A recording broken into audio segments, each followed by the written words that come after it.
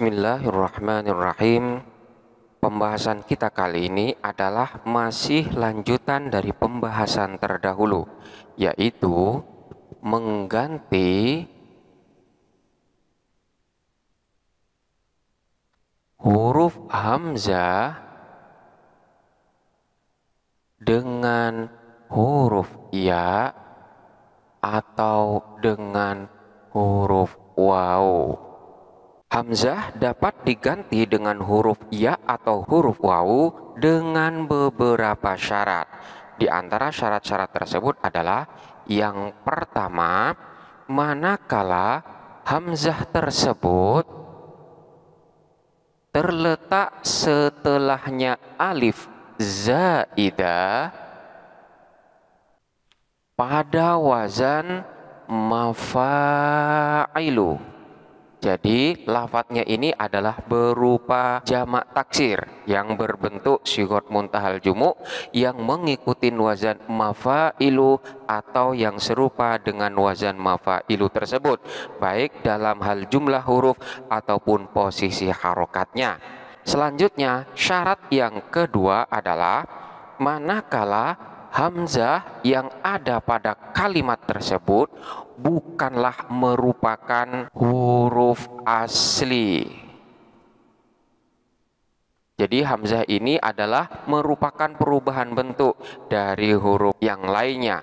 Kemudian syarat yang ketiga adalah lam fi'il pada bentuk mufradnya harus berupa hamzah yang asli atau juga berupa huruf ilat yang asli. Jadi keduanya ini haruslah berupa yang asli. Jadi hamzah dapat diganti dengan waw atau ya manakala hamzah tersebut terletak setelahnya alif zaidah yang berada pada wazan mafa'ilu, berarti lafadznya ini berupa jamak taksir atau mengikuti wazan yang serupa dengan wazan mafa'ilu ini. Kemudian hamzah tersebut bukanlah merupakan huruf asli melainkan perubahan bentuk dari huruf yang lain. Dan yang ketiga, ketika dalam bentuk mufrad lam fi'ilnya tersebut berupa hamzah atau berupa huruf ilat yang mana hamzah atau huruf ilat tersebut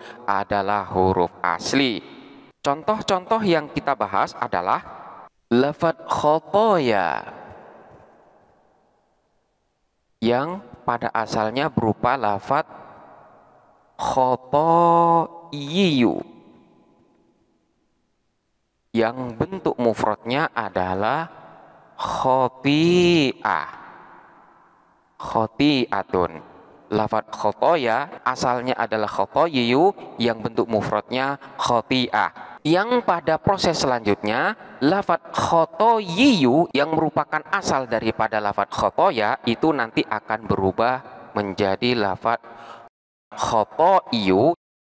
Pada lafadz ini barulah terjadi proses ilal yang berkelanjutan yang terkena dalam syarat-syarat yang ada ini, di mana hamzah yang ada pada lafadz khotoiyu ini terletak setelahnya alif zaidah dan mengikuti wazan mafa'ilu. Di sini wazan yang ada pada lafadz khotoiyu adalah wazan fa'ailu.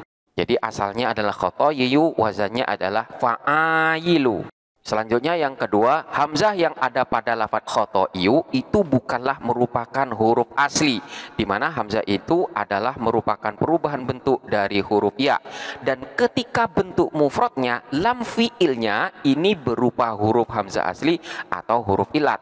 Jadi kita lihat pada lafadz khoti'atun, hamzah yang ada pada lam fi'ilnya ini adalah hamzah yang asli. Sehingga khotoyiyu yang selanjutnya menjadi khotoiyu akan berubah menjadi khotoya. Jadi ini contoh huruf hamzah diganti dengan huruf ilat ya, di mana hamzah tersebut merupakan perubahan bentuk dari huruf ilat ya. Selanjutnya contoh yang sudah kita bahas adalah lafadz qadaya. Qadaya ini asalnya adalah qadaiyu, sama dengan lafadz yang pertama tadi. yaitu sama dengan lafadz khotoya yang pada asalnya adalah khotoyiyu. Bentuk mufrad daripada lafadz khotoya ini adalah qadiyatun.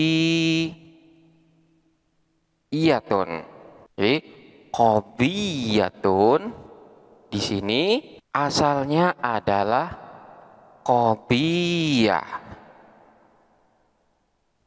Jadi lam fiilnya di sini berupa huruf illat ya. Jadi di sini terdapat dua huruf ya yang bertemu langsung dalam satu kalimat dan di antara keduanya tidak terdapat pemisah, maka ya yang pertama ini nanti diidghamkan kepada ya yang kedua sehingga menjadi qadiyah. Pada proses selanjutnya lafadz qadayyu itu nanti akan berubah menjadi qadaiyu. Pada lafadz qadaiyu inilah nanti akan terkena kaidah yang ketiga ini, di mana pada lafadz qadaiyu terdapat hamzah yang terletak setelahnya alif zaidah dan mengikuti wazan mafailu atau serupa daripada wazan mafailu, di mana wazan daripada lafadz qadaiyu yaitu awalnya qadaiyu itu berupa wazan fa'ailu. Selanjutnya, pada syarat yang kedua, hamzah tersebut bukanlah merupakan huruf asli, di mana hamzah pada lafadz qadaiyu itu juga merupakan perubahan bentuk dari huruf illat ya. Dan yang ketiga, ketika di dalam bentuk mufradnya, lam fiilnya ini haruslah berupa huruf hamzah atau huruf illat yang asli. Di sini bentuk mufradnya adalah qadiyatun yang nantinya berubah menjadi qadiyatun. Lam fiilnya berupa huruf illat ya yang asli. Jadi pada lafadz khotoya tadi bentuk mufradnya adalah khotiatun, di mana lam fiil pada bentuk mufrad lafadz tersebut berupa hamzah. Sedangkan untuk lafadz khotoya di sini sekalipun pada bentuk jamaknya sama, namun bentuk mufradnya di sini berbeda, di mana bentuk mufrad daripada lafadz khotoya di sini lam fiilnya berupa huruf illat ya. Selanjutnya kita bahas contoh yang berikutnya yang berbeda dengan contoh-contoh yang kemarin, yaitu lafadz mapoya. Mapoya ini berasal dari lafadz mapoyu, mengikuti wazan fa'ailu. Lafadz mapoya ini asalnya mapoyiwu mengikuti wazan fa'ailu. Bentuk mufrad daripada lafadz mapoya di sini adalah mapiyah.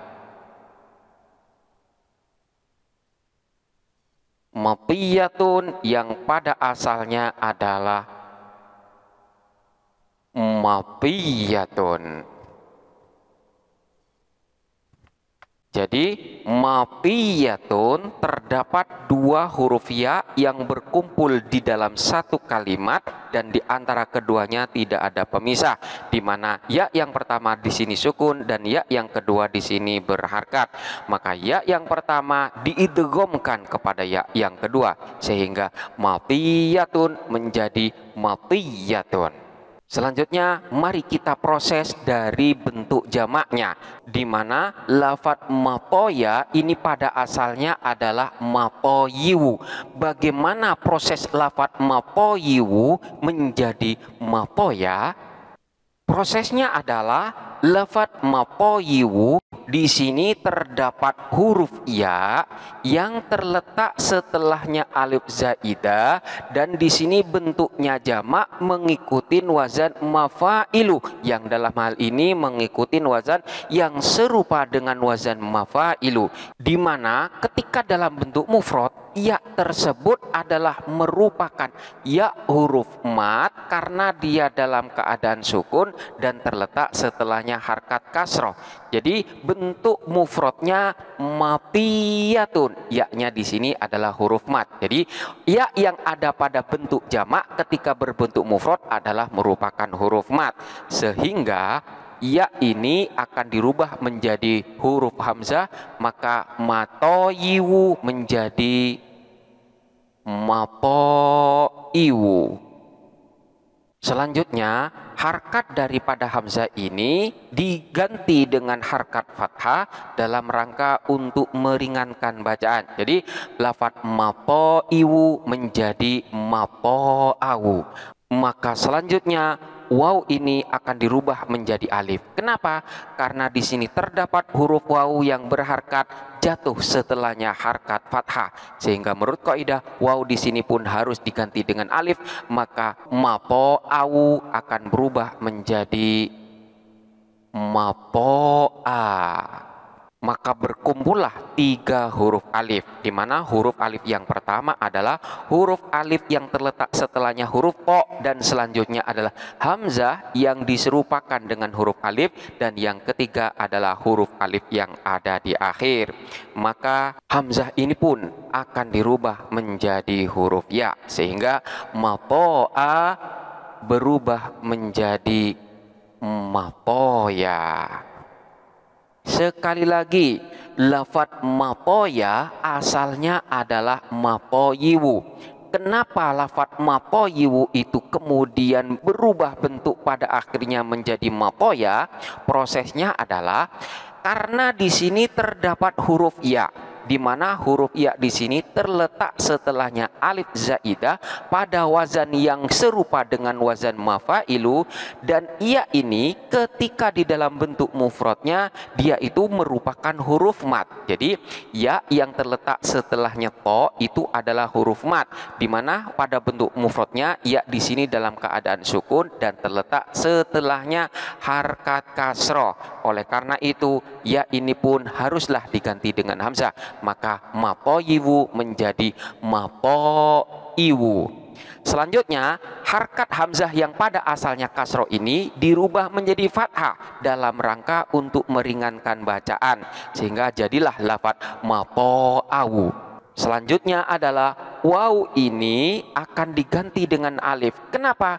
Karena waw di sini berharkat terletak setelahnya harkat fathah, maka menurut kaidah waw ini harus diganti dengan huruf alif, sehingga mapoawu menjadi mapoa. Maka berkumpullah 3 huruf alif, yaitu huruf alif yang pertama yang terletak setelahnya huruf to, kemudian hamzah yang diserupakan dengan alif, dan yang ketiga adalah alif yang ada di akhir. Maka hamzah ini pun haruslah diganti dengan huruf ya, sehingga menjadi mapoya.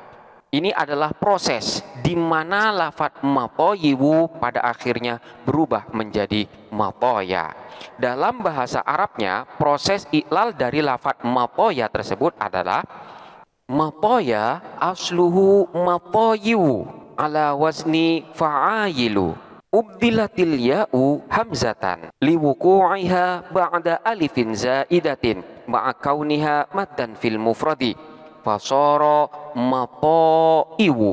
Thumma kulibat kasratul hamzati fathatan qalaban litakhfifi fasara mapoawu. Thumma ubdilatil wawu alifan litaharrukiha wamfitahi ma qablaha fasara mapoa. Fajtama'at thalathu alifat, al alifu wal hamzatu tushbihul alifa wal aliful akhiratu fa ubdilatil hamzatu ya'an fasara mapoya. Maksudnya adalah mapoya asluhu mapoyiwu. Lafaz mapoya itu pada asalnya adalah mapoyiwu ala wazni fa'ayilu, mengikuti wazan fa'ayilu. Ubdilatil ya'u hamzatan, huruf ya diganti dengan hamzah, liwuku'iha ba'da alifin zaidatin, karena huruf ya tersebut terletak setelahnya alif zaidah, ma'akauniha maddan fil mufradi, sedang ketika di dalam bentuk mufradnya ya tersebut merupakan huruf mat. Fasara mapoiwu, maka jadilah lafaz mapoiwu. Thumma kulibat kasratul hamzati fathatan, selanjutnya kasroh yang ada pada hamzah tersebut diganti dengan harkat fathah qalaban litakhfifi, karena untuk memperingan bacaan. fasara mato'awu, maka jadilah lafadz mato'awu. Thumma ubdilatil wawu alifan, selanjutnya huruf wawu diganti dengan alif, litaharrukiha, karena huruf wawu tersebut berharkat, wamfitahi maqoblaha, dan terletak setelahnya harkat fathah, fasara mato'a, maka jadilah lafadz mato'a. Fajtama'at thalatu alifat, maka berkumpullah 3 huruf alif.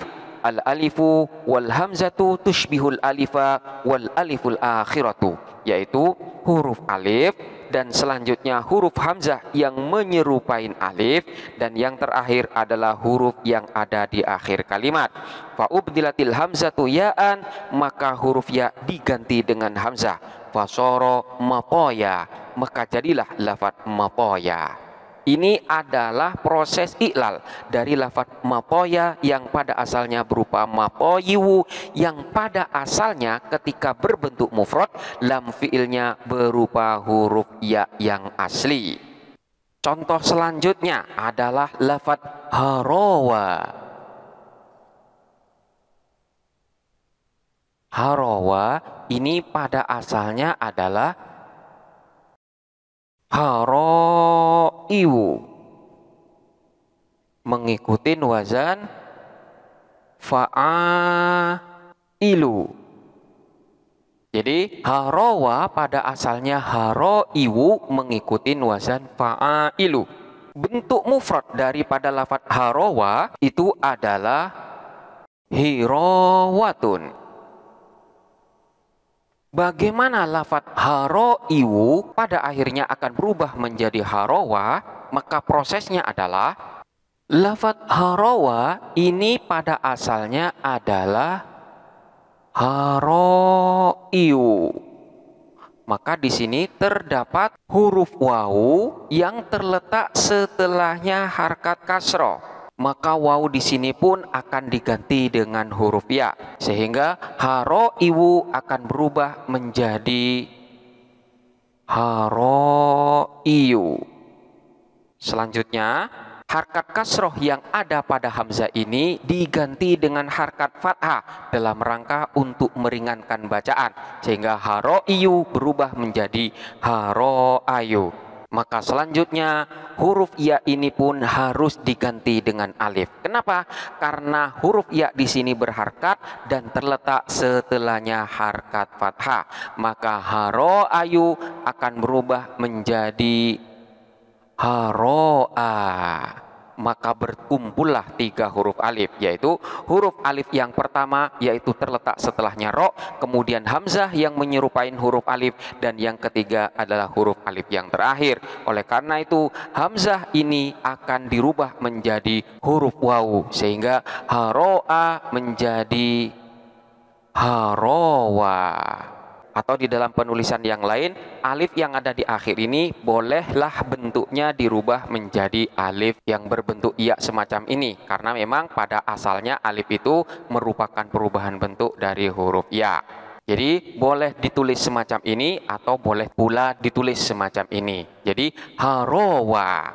Proses ilal di dalam bahasa Arabnya adalah harawa asluhu haraiwu ala wazni fa'ailu. Ubdilatil wawu ya'an litaqarrufiha ba'da kasratin fasara haraiyu, thumma kulibat kasratul hamzati fathatan talaban litakhfifi fasara haraiyu, thumma ubdilatil ya'u alifan litaharrukiha wa infitahi ma qablaha fasara haraa, fajtama'at thalathu alifat. Al alifu wal hamzatu tushbihul alifa wal aliful akhiratu, fa ubdilatil hamzatu wawan fasara harawa. Maksudnya adalah harawa asluhu haraiwu. Lafadz harawa itu pada asalnya adalah haraiwu ala wazni fa'ailu, mengikuti wazan fa'ailu.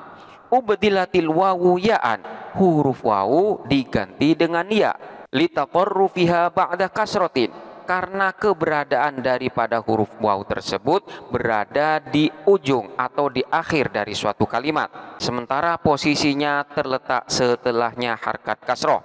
Fasoro haro'iyu, maka jadilah lafaz haro'iyu. Thumma kulibat kasrotul hamzati fathatan. Selanjutnya kasrohnya hamzah itu diganti dengan fathah. Qolaban litakhfifi, karena untuk memperingan bacaan. Fasoro haro'ayu, maka jadilah lafaz haro'ayu. Thumma ubdilatil ya'u alifan. Selanjutnya huruf ya itu diganti dengan alif. Litaharrukiha, karena ya tersebut berharkat. Wamfitahi ma qablaha, dan terletak setelahnya harkat fathah. Fasoro haro'a, maka jadilah lafaz haro'a. Fajtama'at thalatu alifat, maka berkumpullah 3 huruf alif. Al-alifu wal hamzatu tushbihul alifa wal aliful akhiratu, yaitu huruf alif dan huruf hamzah yang menyerupai alif, dan yang terakhir adalah huruf alif yang ada di paling akhir. Fa ubdilatil hamzatu wawan, maka huruf hamzah diganti dengan huruf waw. Fasoro harawa, maka jadilah lafaz harawa. Jadi ini adalah proses dari lafaz harawa yang pada asalnya harawiu, di mana pada akhirnya hamzah yang ada pada lafaz haro'iwu yang merupakan bentuk dasar daripada harawa ini akan berubah menjadi huruf waw, berbeda pada contoh-contoh sebelumnya, di mana hamzah pada contoh-contoh sebelumnya itu berubah menjadi huruf ya. Sengaja kami berikan beberapa contoh karena pada contoh-contoh yang ada memiliki karakteristik dan huruf asal yang berbeda-beda. Di mana pada contoh sebelumnya ada yang ketika bentuk mufradnya huruf aslinya tersebut berupa hamzah, ada kalanya huruf aslinya tersebut berupa huruf ya, dan ada kalanya huruf aslinya tersebut berupa huruf waw. Selanjutnya ketika dibentuk jamak, ada kalanya hamzah tersebut berubah menjadi huruf ya, dan ada kalanya pula hamzah tersebut berubah menjadi huruf waw. Sehingga di sini sengaja kami memberikan beberapa contoh yang berbeda-beda agar dapat mudah dimengerti ketika menemukan contoh daripada huruf yang memiliki karakteristik yang berbeda, namun ketika diiklal proses iklalnya pun dengan proses yang sama. Demikianlah penjelasan kali ini. Selanjutnya silahkan dipelajarin dengan seksama dan sampai jumpa pada pembahasan berikutnya.